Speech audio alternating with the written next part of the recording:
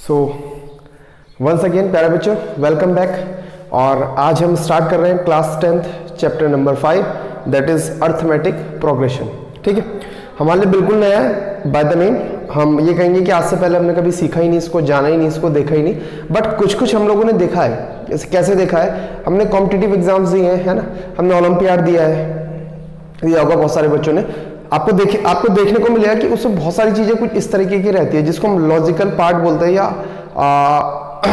Arithmetic वाला portion जिसको हम कहते हैं। जो एक फर्स्ट पार्ट आता है ना, जिसमें बोलते हैं इसका सम करो, ये निकालो, अजीब अजीब से नंबर्स हमको दिए होते हैं, तो कुछ कुछ इसकी तरह होता है। ठीक है, तो समझने की कोशिश करते हैं, बट अर्थमेटिक प्रोग्रेशन में पहुंचने से पहले कुछ थोड़ी सी बेसिक चीजें हम लोगों को सीखनी पड़ेगी। सो लेट्स बिगिन, शुरू करते हैं, है ना। सबसे पहले देखो एक चीज देखते हैं, सीक्वेंस। मैथमेटिक्स में बहुत इंपॉर्टेंट है सीक्वेंस, है ना। और ये क्या होता है, देखो सीक्वेंस क्या होता है समझते हैं। जैसे मान लीजिए मैंने लिखा 2, ठीक, फिर एक और नंबर लिख दिया 22, फिर एक और लिख दिया 222, फिर एक और लिख दिया 4/2, और ऐसे आगे और लिख सकता हूं मैं। ठीक है, अब यहां पे देखो मैंने क्या करा है, मैंने कुछ नंबरों को लिस्ट करा है, लिस्ट बना के रखा है, कुछ नंबरों को लिस्ट बना के रखा है। और किस तरीके से लिस्ट करके रखा हुआ है, कैसे लिस्ट करा है, इसके पीछे कोई रूल है, कोई डेफिनेट रूल है, मैंने सोचा हो, मेरे माइंड में है। ठीक है, चलो रिवील करते हैं क्या रूल था। मैंने बोला ये पहला है, फर्स्ट लिख रहा हूं तो इसमें 1/2 आएगा, ये सेकंड प्लेस पे है तो इसमें 2 लगा देते हैं, ये थर्ड प्लेस पे है तो इसमें 3/2 लगा देते हैं, फोर्थ प्लेस पे है तो 4 × 2 लिख दिया जाएगा, 5 होगा फिफ्थ प्लेस पे तो 5 × 2 लिख दिया जाएगा। बात समझ में आ रही है? तो मैंने एक रूल बनाया और लिख दिया, है ना। रीजनिंग वाले पोर्शन में हमें ऐसे देखने को मिलते हैं कि what will be the next number, तो इसमें तो ये हो जाएगा रूल। कहानी समझ में आ रही है? हाँ सर, थोड़ी थोड़ी आ रही है ना। सो सीक्वेंस क्या होता है, देखो it is a list of numbers, it is a list of numbers that follows, it is a list of number that follows in a logical order, in a logical order, है ना, logical order, और इन a definite pattern, ये भी लिख सकते हैं जैसे मैंने ये समझाया। ठीक, ये हो गया। और देखते हैं एग्जांपल में, जैसे मैं लिख देता हूं, देखो एक तो इसी को रिपीट कर लेते हैं, चलो 1 से कर लेते हैं। 1, 1, 1, 11, 111, 1111, नेक्स्ट पे लिख सकता हूँ 1 2 3 4 5, इस तरीके से, और डैश डैश डैश। याद रखना 3 डॉट लगाते हैं, 3 डॉट मतलब आगे तक, इनफिनिट तक, है ना। ठीक है, ठीक, बात समझ में आई? हाँ सर आई। ठीक है, अब देखो सीक्वेंस हमारे पास कैसे कैसे सीक्वेंस हो सकता है, तो बहुत तरीके के सीक्वेंस होते हैं मैथमेटिक्स में ना। तो मैं जनरली आपको थोड़ा बहुत आइडिया देता हूँ टाइप्स ऑफ, चलो एक एग्जांपल और ले लेते हैं। 2 5 8 11 14 कॉमा डैश 3 डॉट, 3 डॉट मतलब इनफिनिट तक जाएंगे। ठीक है, एक एग्जांपल ये रहा, एक एग्जांपल ये रहा, लिखते हैं टाइप ऑफ सीक्वेंस। मैथ्स में बहुत टाइप के होते हैं, मैं सारे नहीं, आपको थोड़ा सा एक दो बता देता हूं। देखो एक होता है अरिथमेटिक सीक्वेंस, ठीक है। दूसरा हो जाएगा geometric sequence, arithmetic sequence, geometric sequence. तीसरा हो जाएगा हार्मोनिक,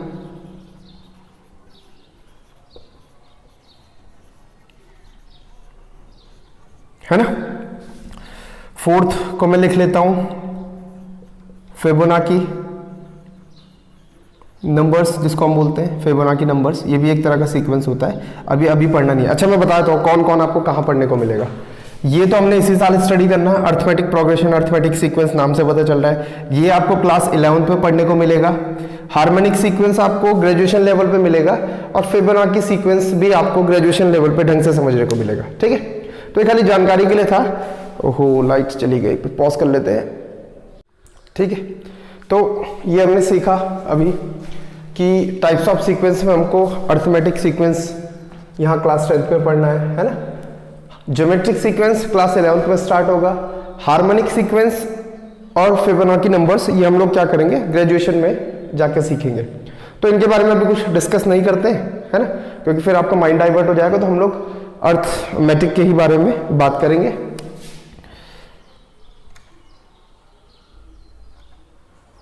अर्थमेटिक के बारे में बात करेंगे, ठीक है।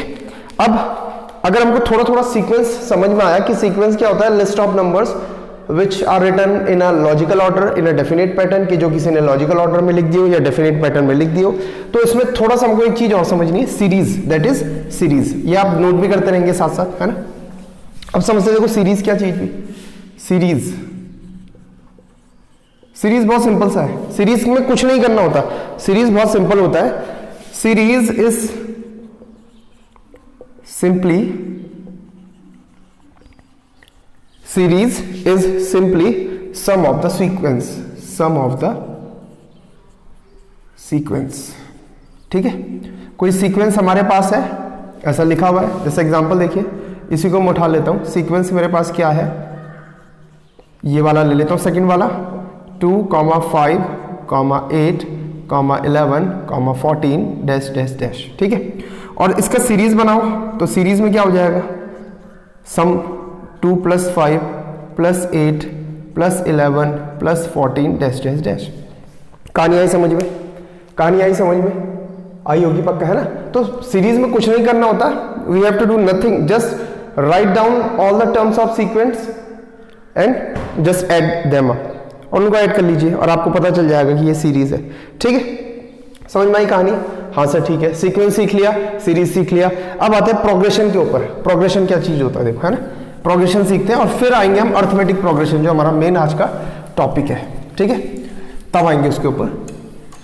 तो प्रोग्रेशन नोट कर लेते हैं। Progression,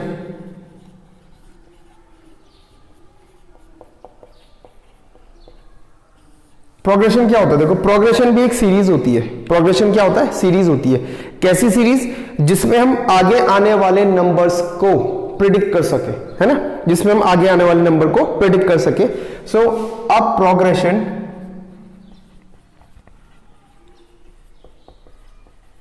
is that series,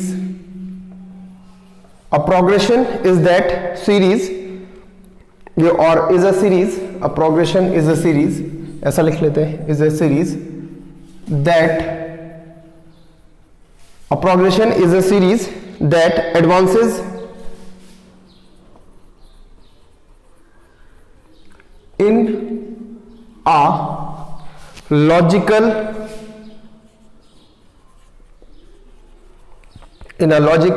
and predictable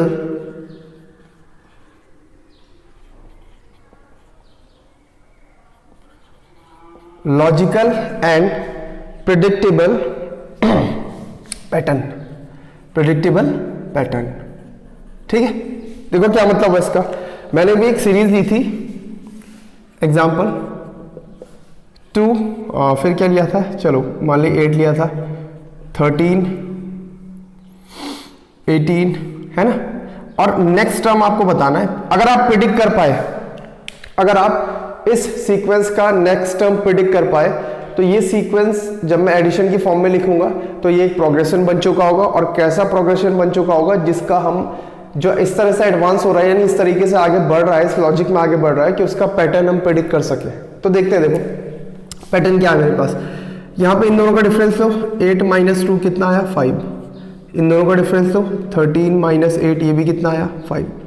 इन दोनों का ले लो, 18 - 13, ये भी कितना आया, 5। तो हमको समझ में आया कि इसमें क्या पैटर्न चल रहा है कि नेक्स्ट नंबर निकालने के लिए आपको प्रीसीडिंग नंबर में 5 ऐड कर देना है। नहीं, गलत हो गया, यहाँ शिट 3 कर लेते हैं अब, ठीक है। 8 + 5, 5 + 3 8, करेक्ट, ठीक है। तो हमको समझ में आया और हम प्रिडिक्ट कर सकते हैं, ठीक है।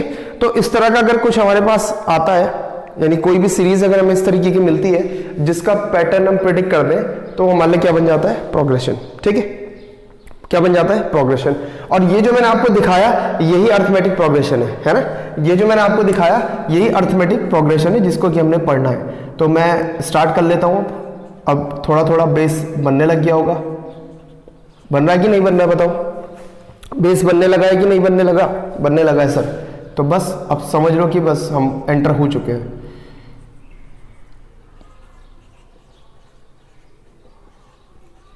हम लोग एंटर हो चुके हैं और अब हम स्टार्ट करने जा रहे हैं अपना मेन टॉपिक जो हमारा है ना? बट अगर हम सीक्वेंस नहीं सीखते, सीरीज नहीं हमको समझ में आती, प्रोग्रेशन नहीं समझ में आती, तो अर्थमेटिक प्रोग्रेशन तक तो जाना बहुत दूर की बात है। नहीं, इसी फैमिली का मेंबर है, बहुत बात का मेंबर है। तो स्टार्ट करते हैं। देखो अर्थमेटिक प्रोग्रेशन, चलो पहले लिख लेते हैं फिर समझ लेंगे। द सीक्वेंस, ये होगा तो ये भी कोई सीक्वेंस ही होगा। द सीक्वेंस देख लो, है ना? in which the difference between any two consecutive term is constant। ठीक है, अर्थमेटिक प्रोग्रेशन क्या है? ये एक ऐसा सीक्वेंस है जिसमें किसी भी दो, कोई भी दो कंसेक्टिव टर्म आप उठा लो, उनके बीच का डिफरेंस हमेशा कांस्टेंट रहता है। एग्जांपल के लिए उसी को ले लेते हैं फिर से। मैंने एक सीक्वेंस देखा 3 देन 8 देन 13 18 23, है ना? और डैश डैश डैश। ठीक है, मान लीजिए आगे कुछ टर्म आ रहे होंगे, चलो छोड़ो, जो भी आ रहे होंगे कोई दिक्कत नहीं है। 3 डॉट मतलब इन्फिनाइट तक, ये इन्फिनाइट सीक्वेंस है ना? और फिनाइट भी हो सकता है, अगर मैं यहीं तक रोक दूं तो फिनाइट हो जाएगा। इसमें फिर 1 2 3 4 5 टर्म्स होंगे, फिलहाल इन्फिनाइट टर्म्स। ठीक है, तो इन्फिनाइट सीक्वेंस है। इसमें देखो ये फर्स्ट टर्म है, ये सेकेंड टर्म है ना? इनका डिफरेंस निकाला तो यूजुअली बाद में से पहले वाला माइनस करा जाता है, बाद में से पहले वाला। तो कितना डिफरेंस आया? 5। यहां कितना आएगा? 5। यहां भी कितना आएगा? 5। यहां भी कितना आएगा? 5। दिख रहा होगा, दिख रहा है ना? डिफरेंस कितना आ रहा है? 5। तो डेफिनेशन पे सेट हो रहा है, the sequence in which the difference between any two consecutive term is constant. और वो कांस्टेंट कितना है? 5 के इक्वल। वो कांस्टेंट कितना है? 5 के इक्वल। तो इसको, ऐसे सीक्वेंस को हम क्या कहते हैं? Arithmetic progression. क्या बोलते हैं? Arithmetic progression. कहानी समझ में आई? कहानी समझ में आई? हाँ सर आई। ठीक है, ठीक। तो ये यहां से हमको स्टार्ट करना है आज जो हमारा मेन टॉपिक है, बट नोट आपको सब कुछ करना पड़ेगा, है ना? ये आपके बहुत हेल्पफुल रहेगा, तो उसको आप नोट कर लीजिए। देखिए अब हम लोग पढ़ने जा रहे हैं rules for arithmetic progression. Arithmetic progression के लिए कुछ रूल्स बनाए गए हैं जिनको कि हमको सीखना होता है और उसी पैटर्न में फॉलो करना होता है, ताकि सारे क्वेश्चंस के आंसर हमारे मैच होते जाएं और सारी चीजें सेम बनती चली जाए। ठीक है, तो सबसे पहले देखो फर्स्ट रूल क्या बोलता है ना? ये बोलता है, बहुत सिंपल सी बात बोलता है, the first term of every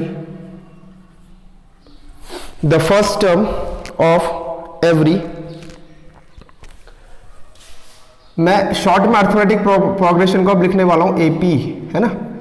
AP means arithmetic progression. The first term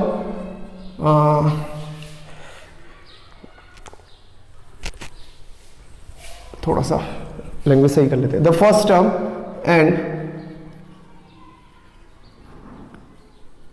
difference of any two consecutive terms are called A and D।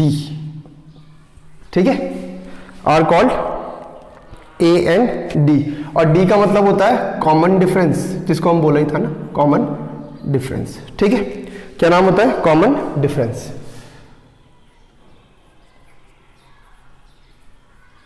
ठीक, ये बात समझ में आई? ठीक है, क्या बोल रहा है रूल नंबर 1 कि कोई भी हमको अर्थमेटिक प्रोग्रेशन दी होगी, कोई भी किसी भी टाइप की अर्थमेटिक प्रोग्रेशन हमको दी होगी, तो उसका फर्स्ट टर्म को हमेशा हम ए से डिनोट करेंगे, और जो दो कंसेक्टिव टर्म्स के बीच का डिफरेंस है, क्योंकि वो एपी है, अगर वो एपी है तो वो कॉमन डिफरेंस होगा, सब में इक्वल आएगा, कांस्टेंट होगा, उसको हम डी से डिनोट करेंगे। ठीक है, समझ में आई बात? ठीक, सेकंड वाला बड़ा इंपॉर्टेंट है, फॉर्मूला है एक तरीके का, है ना। इफ एन एपी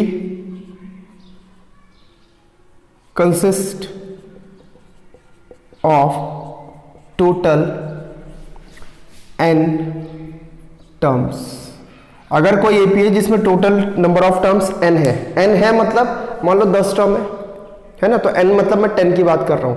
कोई एपी है जिसमें 50 टर्म्स है, तो n मतलब मैं 50 की बात कर रहा हूं, तो ये जनरलाइज फॉर्म में हम n टर्म्स लिख रहे हैं। If an AP consist of n terms, if an AP consists of n terms, then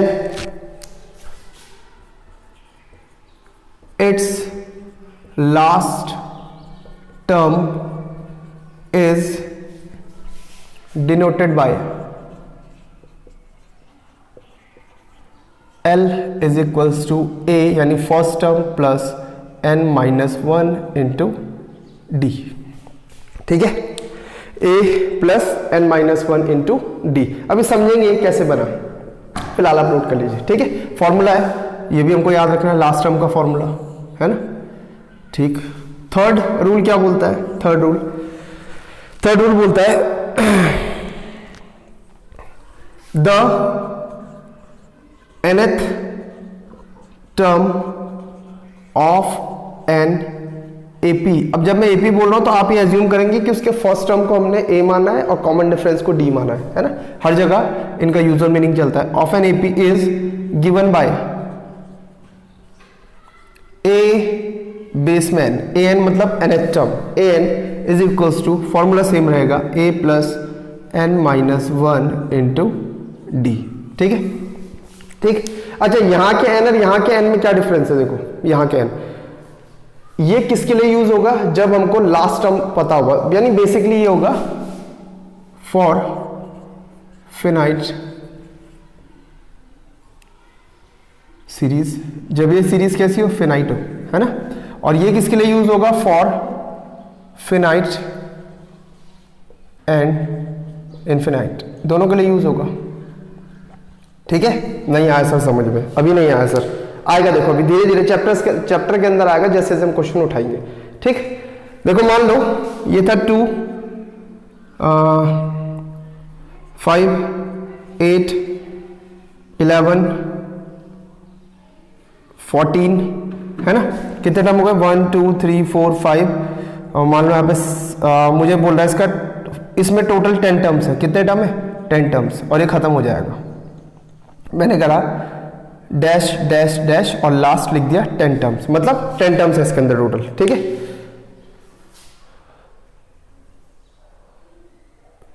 ठीक है। तो ये कैसे सीरीज हो गई? ये फिनाइट सीरीज हो गई, है ना। और आपसे बोला जाएगा फाइंड इट्स लास्ट टर्म, तो लास्ट टर्म लिखोगे आप L इक्वल्स टू ए कितना है? First term 2 plus n minus 1, n मतलब n किसको डिनोट कर रहा है यहाँ पे? लास्ट टर्म को, है ना। n टर्म्स मतलब टोटल नंबर ऑफ टर्म्स 10 है इसमें, तो 10 माइनस 1 इंटू डी कितना है? देखो माइनस कर लो, 3 आ जाएगा, ओरली कर रहे हैं अभी तो रफली, है ना, समझने के लिए।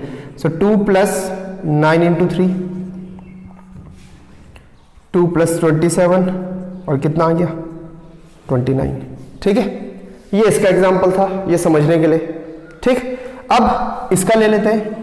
मान लीजिए ये सीरीज है, और अब की बार मैंने बोला कि पता ही नहीं हमें कितने टर्म्स है ना, इसका मतलब इनफिनाइट टर्म्स है, और आपसे बोल रहा है find its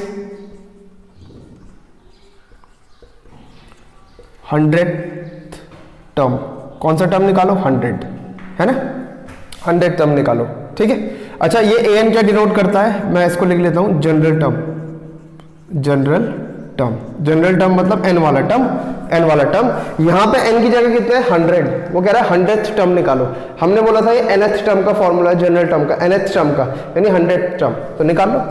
it is given by a 100, n की जगह 100 टर्म मतलब a 100 इक्वल्स टू a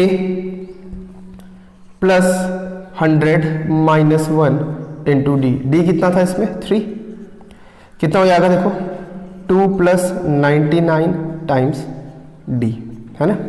और ये कितना हो जाएगा 300 माइनस 3, ये कितना बचेगा 297, है ना। और कितना हो जाएगा 299, तो इस सीरीज का 100 टर्म ये आएगा, है ना, अगर ये इन्फिनाइट में चल रही हो। कहानी समझ में आई, है ना। दोनों बातें एक ही है, बस फर्क इतना है कि जब हमको टोटल नंबर ऑफ टर्म्स पता होंगे तो वो अपने आप हमको बता देगा कि लास्ट टर्म निकालो, हम समझ जाएंगे कि उसकी जगह 10 लगाना है कि 12 लगाना है कितना। और जब हमको ये नहीं पता होगा सीरीज में कितने टर्म है, इन्फिनाइट तक वो छोड़ देगा, तो फिर हम ये फॉर्मूला तो सेम यूज हो रहा है। कहानी समझ में आई, बहुत बढ़िया। फिर इसको नोट कर लीजिए। चलिए अब सीखते हैं प्रॉपर्टीज ऑफ एन एपी। अभी तक तो हमने सीखा कि एपी को लिखने के रूल्स क्या क्या है, उसमें क्या क्या होता है। अब प्रॉपर्टीज समझ लेते हैं कि अगर कोई एपी होगी अर्थमेटिक प्रोग्रेशन तो 100% उसके अंदर ये सब कुछ होना चाहिए। फर्स्ट वही जो हमने पढ़ाई था, है ना, the difference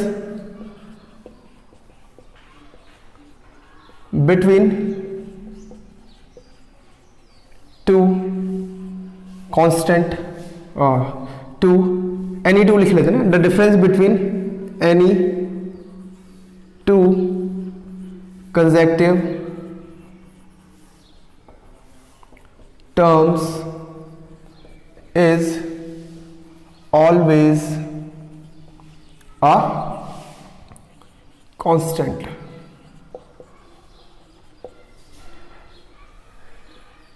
and is called common difference,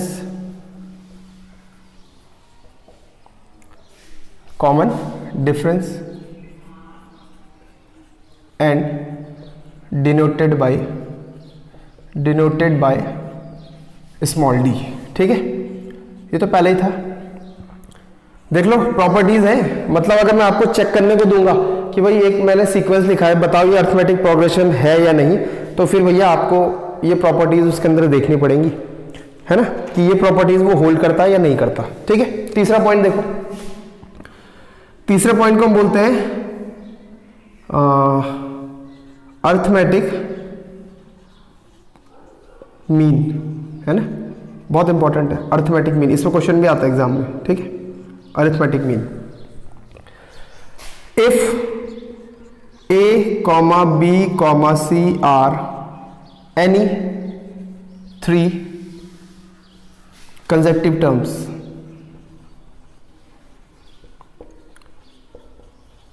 of an AP, if A, B, C are any 3 consecutive terms of an AP, then तो क्या होता है देखो, then B twice of B equals to A plus C, ये होना चाहिए। twice of B equals to A plus C, यानी middle वाले का 2 टाइम्स साइड वाले एक्सट्रीम्स वाले मतलब एक उसके लेफ्ट में होगा एक उसके राइट में होगा, उन दोनों के सम के इक्वल आना ही आना चाहिए। ठीक है, अगर ऐसा नहीं आता है तो भैया ये एपी नहीं फॉर्म करेगा 102%। इसको आप इस फॉर्म में भी लिख सकते हैं, देखिए, और B is equals to A plus C upon 2। अब पता चलेगा इसका नाम अर्थमेटिक मीन क्यों हुआ, है ना। देखो ये 2 नंबर उठाए हमने, है ना, इनका सम करा, सम ऑफ ऑल ऑब्जर्वेशन या sum of observation upon total number of observation, total number of observation 2 थे, इसे मीन कहा जाता है। हम अर्थमेटिक प्रोग्रेशन में लगा रहे हैं तो इसका नाम पड़ गया अर्थमेटिक मीन। और ये इस बात की गारंटी देता है कि अगर कोई एपी हमको गिवन है तो 100% आप कोई से भी 3 कंसेक्टिव टर्म्स उठाइए, उसमें मिडिल वाले का 2 टाइम्स एक्सट्रीम वाले के सम के इक्वल, एक्सट्रीम्स के सम के इक्वल आना चाहिए। ठीक, बात समझ में आई भैया, आई? ठीक है, अब कुछ मैं नोट आपको लिखवा देता हूं, नोट जो बहुत काम आने वाले हैं, है ना। नोट नंबर 1 डालिए, क्या फॉर्मेशन हम लेंगे और इसका बहुत ज्यादा हम लोग यूज करेंगे, बहुत हमको बेनिफिट होने वाला है ना, बहुत बेनिफिट हो जाता है। कई क्वेश्चनों में हमको इससे बहुत बेनिफिट होता है, जिस क्वेश्चनों में हमको कंसेक्टिव टर्म्स का सम बोल देगा और प्रोडक्ट बोल देगा, है ना। तो 3 consecutive terms are taken as a minus D comma a plus D. कब लेना है? जब हमको किसी क्वेश्चन में ये बोलेगा कि 3 कंसेक्टिव टर्म्स का सम गिवन होगा और उनका प्रोडक्ट गिवन होगा, तब हम इसका इस्तेमाल करेंगे। अदरवाइज हम नॉर्मल जो मैं फॉर्मेशन बताऊंगा उससे कर लेंगे, ठीक है। सेकंड, 5 कंसेक्टिव, और इस पर क्वेश्चन होते हैं हमारे पास बहुत अच्छे अच्छे, इनसे बड़ी जल्दी सॉल्व होते हैं। टर्म्स आर टेकन एज, किस तरीके से लेने, a माइनस 3d, नहीं 3 नहीं, a माइनस 2d फर्स्ट एक टर्म हो जाएगा, a माइनस d दूसरा टर्म हो जाएगा, है ना। देन a तीसरा टर्म हो जाएगा, a प्लस d चौथा टर्म हो जाएगा और a प्लस 2d पांचवा टर्म हो जाएगा, ठीक है। ये आपको भी याद कर लेना है, मैं बता रहा हूं कब लेने हैं, इस चीज को भी याद कर लो अभी साथ साथ। कब लेना है ऐसा, ये फॉर्मेशन कब लेनी है, एपी के टर्म्स 3 कंसेक्टिव टर्म इस फॉर्म में या एपी के 5 कंसेक्टिव टर्म्स इस फॉर्म में कब लेने हैं, जब किसी क्वेश्चन में एपी के कंसेक्टिव टर्म्स का सम भी दिया होगा और प्रोडक्ट भी दिया होगा, तो उस समय हम लोग ये वाली फॉर्म का इस्तेमाल करेंगे। और क्वेश्चन करते हुए आप देखेंगे कि इसकी वजह से बहुत ईजी हो गया है, बहुत इजीली क्वेश्चन सॉल्व हो रहा है, ठीक है। आप इसको नोट कर लीजिए, बड़ा इंपॉर्टेंट है ना। सो बच्चों हमने प्रॉपर्टीज सीख ली, है ना। और प्रॉपर्टीज में मैंने आपको बताया कि प्रॉपर्टीज हेल्प करेगी चेक करने में कि जो सीक्वेंस हमको गिवन है वो एपी फॉर्म करता है या नहीं करता, है ना। और उसमें भी सबसे ज्यादा इंपॉर्टेंट फर्स्ट वाली प्रॉपर्टी है जो ये बोलती है that in an AP the difference of any 2 consecutive terms is always a constant, है ना। तो वो फर्स्ट वाली बड़ी इंपॉर्टेंट है, उसी से हम लोग चेक करेंगे, उसी से करेंगे चेक। तो आइए एक्सरसाइज 5.1 का पहला क्वेश्चन उड़ाते हैं, हाँ उड़ाते ही हैं, मतलब सॉल्व करते हैं। क्या बोल रहे देखो, नीचे कुछ सिचुएशंस हमको गिवन है स्टेटमेंट की फॉर्म में, और हमको भैया चेक करना है कि उनसे जो लिस्ट बनेगी, जो लिस्ट तैयार होगी, मतलब जो भी निकल के आएंगे नंबर्स, हम उनको लिस्ट करेंगे, वो एपी बनाता है या नहीं बनाता, है ना। और बताना पड़ेगा, रीजन भी देना पड़ेगा कि भाई ये है या नहीं। तो काम तो हम फर्स्ट प्रॉपर्टी से ही कर लेंगे, जो फर्स्ट प्रॉपर्टी होल्ड कर लेगा वो एपी बनाएगा, जो नहीं करेगा वो नहीं बनाएगा। तो चलिए स्टार्ट करते हैं। फर्स्ट क्या है, देखो क्या रहा है, for the first kilometre the fare of a taxi is ₹15 and then for subsequent kilometre the fare is ₹8 per kilometre, है ना, ठीक है। किस चीज के बारे में बात हो रही है, किसी टैक्सी के फेयर के बारे में बात हो रही है ना, ठीक है। तो लिख लेते हैं, उसी की तो लिस्ट बनेगी। लिस्ट किसकी बनेगी, जिसके बारे में बात हो रही है, फेयर। अब आदमी चलेगा कैसे भाई, पहले 1 किलोमीटर जाएगा, फिर 2 किलोमीटर जाएगा, फिर 3 किलोमीटर, फिर 4 किलोमीटर। तो इसी में जो किराया बनेगा, जो फेयर बनेगा, वही हमारा क्या हो जाएगा, नंबर्स हो जाएंगे, है ना। फेयर फॉर फर्स्ट किलोमीटर, और ये कितना दिया है 15, ठीक है। फेयर फॉर सेकंड किलोमीटर, है ना, फेयर फॉर सेकंड किलोमीटर, है ना। ना सेकंड किलोमीटर नहीं लिखते, फेयर फॉर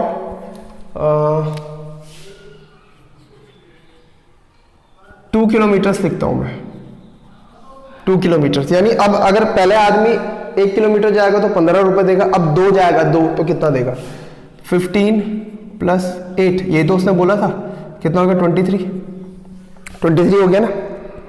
हाँ ठीक है, ऐसे ही ज्यादा नहीं, 4 टर्म निकाल लेंगे। फेयर फॉर 3 किलोमीटर, 3 किलोमीटर के लिए चेक करो, 23 + 8, उसने कहा था भैया 8 रुपए और बढ़ता जाएगा किलोमीटर के हिसाब से, 31, सही है। एंड फेयर फॉर, कम से कम 4 टर्म तो निकाल ही लेंगे ना। फेयर फॉर 4 किलोमीटर्स कितना हो जाएगा, 31 + 8 = 39, ठीक है। कहानी आ रही है समझ में, ठीक है। कितना कितना रुपए हो जाएगा, पहले 15 रुपीज, फिर 23 रुपीज, फिर 31 रुपीज एंड फिर 39 रुपीज। चलो रुपीज भी लगा ही लेते हैं, जब बोल रहे हैं तो लगाना चाहिए, है ना।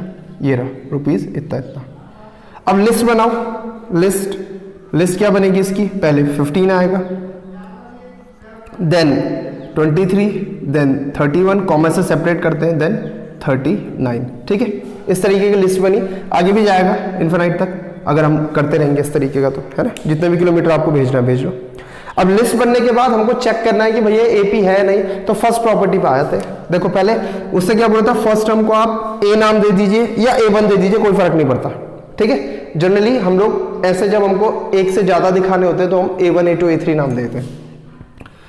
A1 is equal to 15 first term, A2 equal to 23। अरे देखो ये पहला बच्चा है ना, तो रोल नंबर 1, दूसरा बच्चा रोल नंबर 2, तीसरा बच्चा A3 रोल नंबर 3 31, और चौथा बच्चा यानी A4 fourth term equals to 39।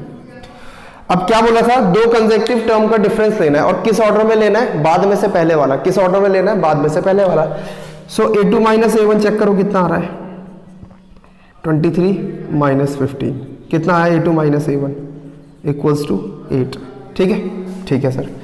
और चेक करो, डायरेक्ट कर लूँ, A3 माइनस A2 यानी 23 माइनस 31 माइनस 23, ये भी कितना आएगा, 8। ठीक है, अच्छा अब नेक्स्ट A4 माइनस A3 करना पड़ेगा, कितना आएगा, 39 माइनस 31, ये भी कितना आया, देखो कितना आया, 8, है ना। ये सारे 8 निकल के आ रहे हैं। कहानी आ रही है समझ में, कहानी आ रही है, तो हम लिख देते हैं सिंस, देखो क्या लिखने वाले हैं, हम लिखने वाले सिंस, या तो मैं लैंग्वेज में लिख लूं, the difference between any two consecutive terms is constant that is 8, और या मैं मैथमेटिकल फॉर्म में लिख लूं तो ज्यादा बेस्ट है मैथमेटिकल फॉर्म में लिखना। देखो मैथमेटिकल फॉर्म में दिखाते हैं, since A2 minus A1 is equals to A3 minus A2 is equals to A4 minus A3, है ना। ठीक है, ये हो गया। Therefore fare of taxi is the fare of taxi, forms and AP लिख लेते हैं ना, फॉर्म्स एंड एपी। ठीक है, आई कहानी समझ में, अरे आ गई, हाँ सर आ गई, ठीक है बहुत बढ़िया, इसको नोट कर लो। अगर नहीं होता यहाँ पे नॉट इक्वल्स टू आता तो मैं लिख देता does not form and AP. ठीक है, इसको नोट कर लीजिए आप। चलिए अब आते हैं सेकंड पार्ट में।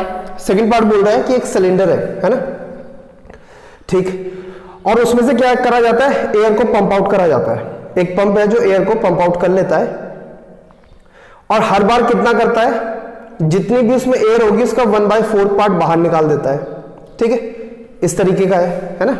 मान लीजिए यहाँ पे एक सिलेंडर है और इस सिलेंडर के अंदर फुल एयर भरी हुई है, यहाँ तक पूरी एयर ही एयर है ना। और फर्स्ट टाइम जब आपने इस पे पंप का यूज करा, इस तरीके का मान लीजिए कोई पंप है जो एयर को बाहर रिलीज करेगा, तो वो कितना निकालता है, 1/4 ऑफ जितनी इसके अंदर एयर थी। इसके अंदर कितनी एयर होगी, कितना, ये इसकी कैपेसिटी कितनी है, इसको हम लीटर में नापते हैं यानी वॉल्यूम, है ना। तो 1/4 ऑफ इसका वॉल्यूम, इसका वॉल्यूम कितना है हमको नहीं पता, हमने V मान लिया। ठीक है, ठीक ठीक। तो इसके अंदर स्टार्टिंग में एयर कितनी थी, V थी। सेकेंड स्टेप में कितनी एयर बचेगी देखो, क्योंकि उसने बोला था कि आपको लिस्ट किस चीज का करना है, किस चीज का लिस्ट करना है, कि इसके अंदर एयर प्रेजेंट कितनी है। तो पहली बारी में V है, दूसरी बारी में कितनी प्रेजेंट है, जब मैं उससे 1/4 निकाल लूंगा तो पता चल जाएगा कितनी प्रेजेंट है ना। तो कितनी प्रेजेंट रहेगी देखो, V में से V का 1/4 माइनस कर देंगे, कितना आएगा, V minus V upon 4, 3V upon 4। तो दूसरी बारी में इतनी एयर बचेगी। समझ में आ रही है कहानी, है ना। सेकेंड टाइम इतनी एयर प्रेजेंट होगी। थर्ड टाइम क्या होगा, थर्ड टाइम कितनी एयर बचेगी, 3V/4 में से जितनी एयर है उसका, जितनी एयर है उसका 1/4 आपको हटाना पड़ेगा। यही तो उसने बोला था, कितनी एयर थी, 3V/4 सेकेंड बार के लिए, और इसका कितना हटाना है, 1/4। थोड़ी सी कैलकुलेशन कर लेते हैं, 3V/4 minus 3V/16, 48V minus 3V/16। सही है, ठीक है ना। आ रही है बात समझ में? अरे बता दो। गड़बड़ हो गई ना। हाँ 12 वी कितना बचेगा? 9 वी बाय 16। ठीक है, कितनी एयर बचेगी? 9 वी बाय 16। इसी तरीके से अब ये सेकंड टाइम की ये रही, थर्ड टाइम की ये रही। अब मैं फोर्थ के लिए निकालूंगा तो इस थर्ड में से इसी का 1/4 वी पार्ट मुझे माइनस करना पड़ेगा। ठीक है, तो अब कर लेते स्टार्ट। तो लिखते हैं लेट इनिशियली, क्योंकि उसने तो दिया ही नहीं कितना एयर था कितना लीटर, तो हम मान लेते हैं let initially cylinder contains V litres of air. ठीक है, तो फर्स्ट टर्म तो V बन गया हमारा, पहले कितनी थी? V थी। सेकंड टाइम मैं अब डायरेक्ट कर रहा हूं वहां से ना, वो माइनस वाला पोर्शन में। Second time air remains, air कितनी एयर बचेगी इज इक्वल्स टू, इससे पहले वाले में कितनी थी? V थी, और इसमें से माइनस करना है इसी का फोर्थ पार्ट, है ना, that is equals to 3V/4। ठीक है, ये सेकंड टाइम हो गया। थर्ड टाइम एयर रिमेन्स, है ना, या एयर प्रेजेंट, एयर रिमेन लिख लेते हैं, एयर रिमेन कितनी एयर बचती है इज इक्वल्स टू इसी का जो इससे पहले था। इससे पहले कितनी थी? सेकंड टाइम में 3V/4, और इसका भी 1/4, 3V/4 इंटू 4, है ना, 1/4 से इंटू करेंगे। हमने सॉल्व करा था, आपने देखा था कितना आ रहा था? 9V/16। ये थर्ड टाइम की हो गई। मैंने कहा था एटलीस्ट 4 टर्म तो हमको निकालने पड़ेंगे। फोर्थ टाइम एयर रिमेन्स, चौथी बार में कितनी एयर बचती है? जितनी थर्ड बारी में थी, थर्ड बारी में 9V/16 थी, इसमें से इसी का 1/4 पार्ट हटा देना है ना। 36V माइनस 9V/64 कितना होगा? देखो 27V/64। ठीक है, तो फोर्थ टाइम में इतनी एयर उसके अंदर बचेगी, है ना, रिमेन कितनी बचेगी, वही हमको एपी बनानी थी। समझ में आ रहा है ना? ठीक है, अब लिस्ट कर लीजिए, लिस्ट बना लेते हैं। फर्स्ट टाइम में कितनी एयर थी भैया? V। सेकेंड टाइम में कितनी एयर बची? 3V/4। थर्ड टाइम में कितनी बची? 9V/16। एंड उसके बाद कितनी बची बताओ? 27V/64 है। ठीक है, 4 टर्म हो गए। तो इनमें से A1 first term V, A2 3V/4, A3 9V/16 and A4 27V/64 ये रहेगा, है ना। अब क्या चेक करना था? Common difference. तो आइए A2 माइनस A1 निकाल लेते हैं। 3V/4 माइनस V, देखो कितना आएगा? -V/4। ठीक है सर, आया, हम क्या कर सकते हैं? A3 माइनस A2 निकाल लेते हैं। A3 माइनस A2 कितना आया? 9V/16 माइनस 3V/4 कितना हो जाएगा? 3 जा, है ना, 4 जा 12, 12 में से 9 गया, 10 और 12 माइनस 3V/16। इतने से ही पता चल गया जी, अगला निकालने की जरूरत ही नहीं है। A2 minus A1 A3 minus A2 के इक्वल नहीं आया, मतलब कि the difference between any to consecutive term is not constant, constant है ही नहीं। तो लिख लेते हैं, since A2 minus A1 is not equals to A3 minus A2, therefore it does not form an AP। तो ये AP नहीं बनाता है, बात क्लियर हो गई, समझ में आया? बड़ा अच्छा था, है ना, प्रैक्टिस के लिए, ताकि हमको AP का कॉन्सेप्ट समझ में आने लगे। आ रहा होगा, है ना। चलो तो आज की इस वीडियो को यहीं पे क्लोज करते हैं, और मैं समझता हूँ आप थर्ड और फोर्थ पार्ट तो खुद से कर ही लेंगे, ठीक है। अगर नहीं होगा, ध्यान से सुनो, अगर मान लीजिए आपसे थर्ड और फोर्थ पार्ट या इनमें से कोई भी एक पार्ट नहीं हुआ, तो आप मुझे कमेंट सेक्शन में मेंशन जरूर करना, ठीक है। अगर आप मेंशन करोगे तो डेफिनेटली नेक्स्ट वीडियो में मैं थर्ड और फोर्थ पार्ट ले लूंगा, और अगर आपको आ गया तो बहुत अच्छी बात है, ठीक है ना। चलिए, सो मिलते हैं नेक्स्ट वीडियो में। आज जो मैंने आपको चीजें बताई, ये चीजें आपको ध्यान में रखनी है, जनरल टर्म का formula an equals to a plus n minus 1 into D, where a is first term, n is number of term and d is common difference. ये आपको ध्यान में रखना है। When the series is finite or we know that it contain total n terms, then last term L is given by same formula a plus n minus 1 into d। ठीक है, ये चीजें आपको ध्यान में रखनी है। ठीक, so see you in the next video, till then goodbye, have a nice day and जय हिंद।